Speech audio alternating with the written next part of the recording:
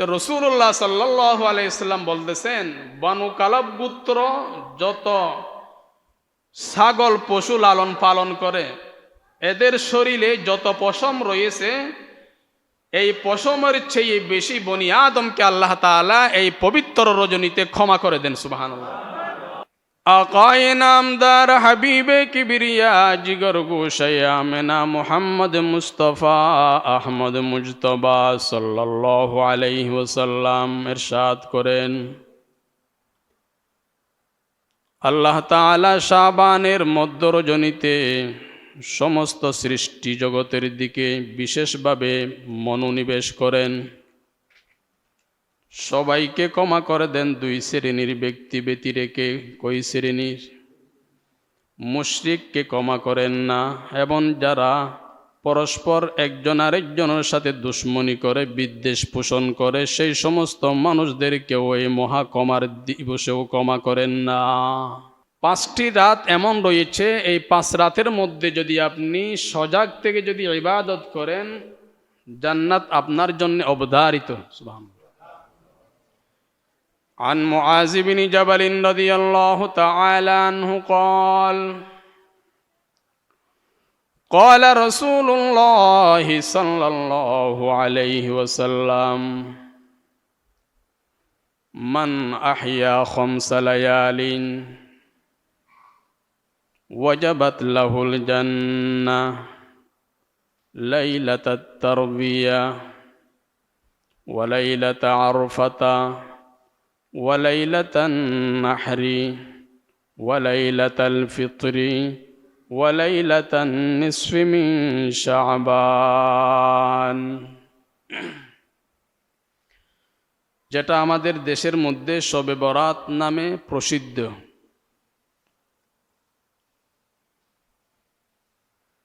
আল্লাহ পাক রব্বুল আলামিন বছরের বিভিন্ন সময় কিছু কিছু উপযুক্ত মৌসুম সৃষ্টি করেছেন। ওই মৌসুমে যদি কৃষকরা যদি ফসল করে, তাহলে খুব ভালো একটা ফলাফল পাওয়া যায়।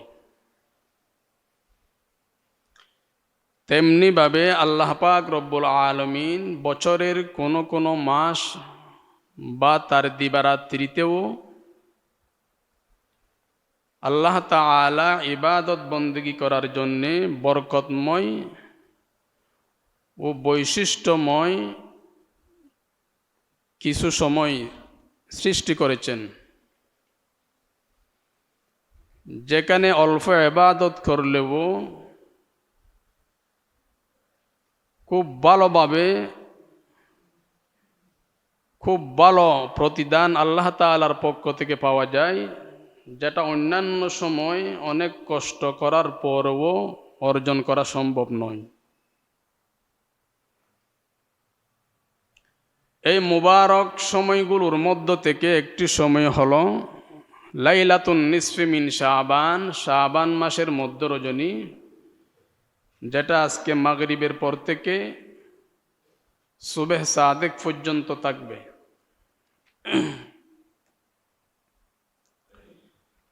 হাদিসে পাকের মধ্যে রয়েছে, ক্বালা রাসূলুল্লাহি সাল্লাল্লাহু আলাইহি ওয়াসাল্লাম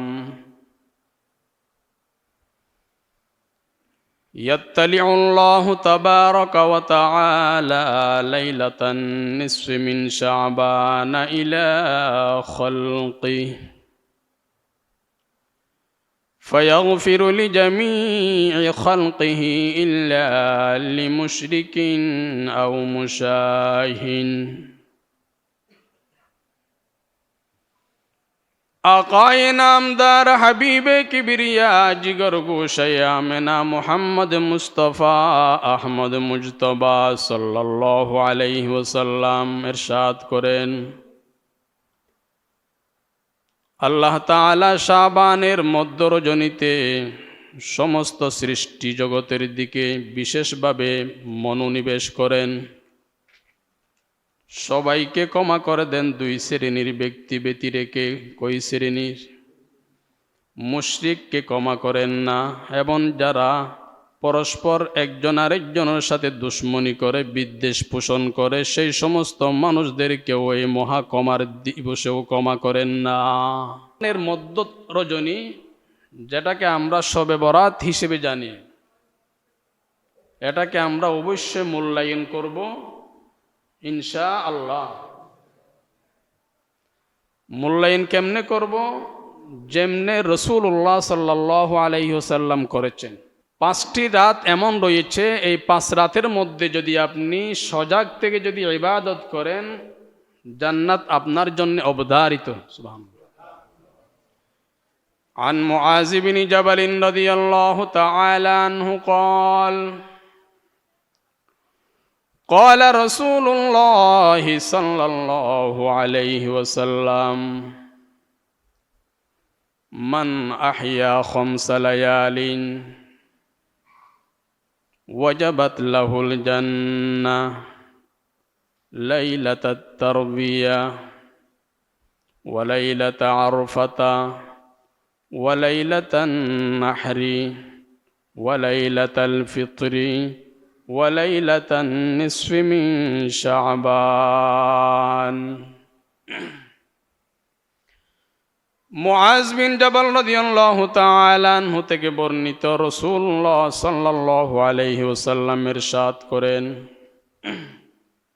5টি রাতকে মূল্যায়ন করবে যে ব্যক্তি 5টি রাত সজাগ থেকে আল্লাহ তাআলার ইবাদত বন্দেগী করবে, আল্লাহ তাআলা তার জন্য জান্নাতকে ওয়াজিব করে দেন।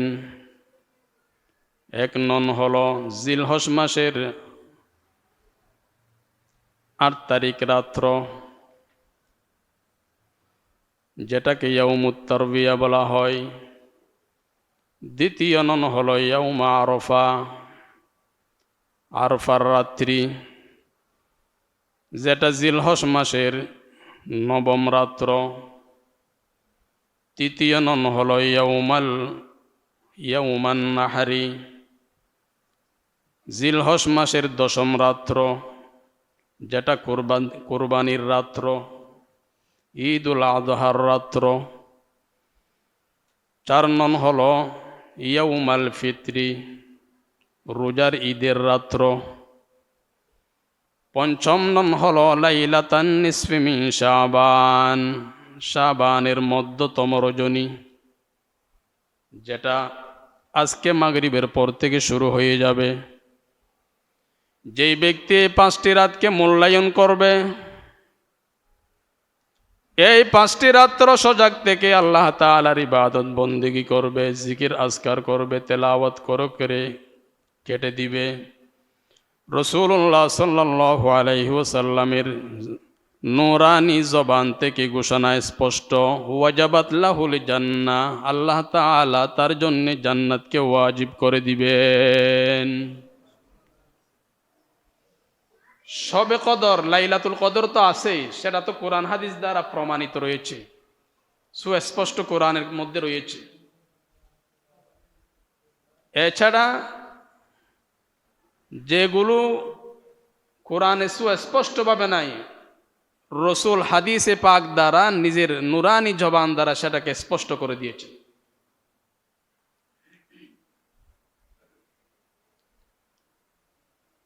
তবে আমরা এই শবে বরাতকে পালন করতে গিয়ে অনেকেরা ছাড়াছাড়ি করি, আবার অনেকেরা বাড়াবাড়ি করি। এমনভাবে ছাড়াছাড়ি করি,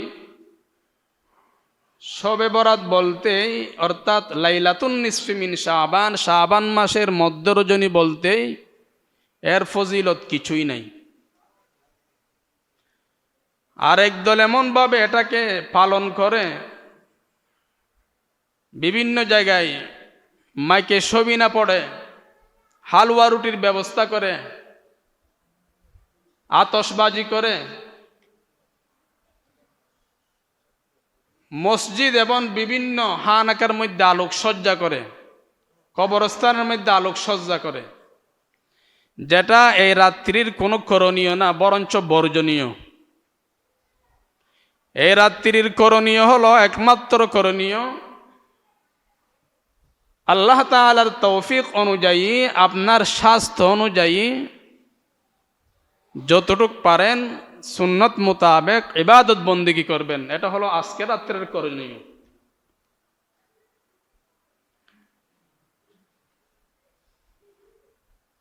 এই রাত্রির ফজিলত এত বেশি যে রাসূলুল্লাহ সাল্লাল্লাহু আলাইহি ওয়াসাল্লামের এক ঘটনা দ্বারা আপনারা সুস্পষ্টভাবে বুঝতে পারবেন এই রাত্রির আসল বিষয়টা কি।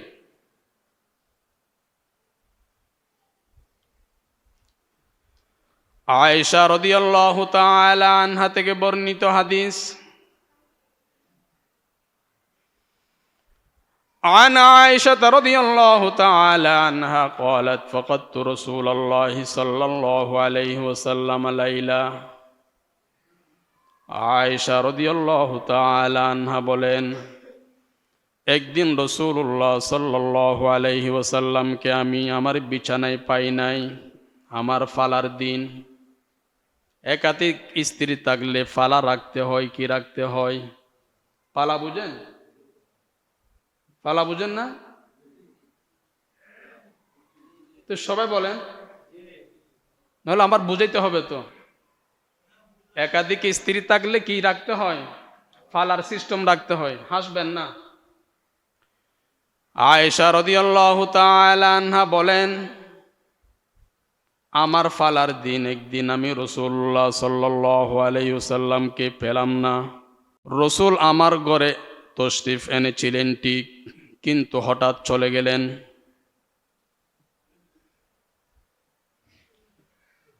আমি আয়েশা মনে করলাম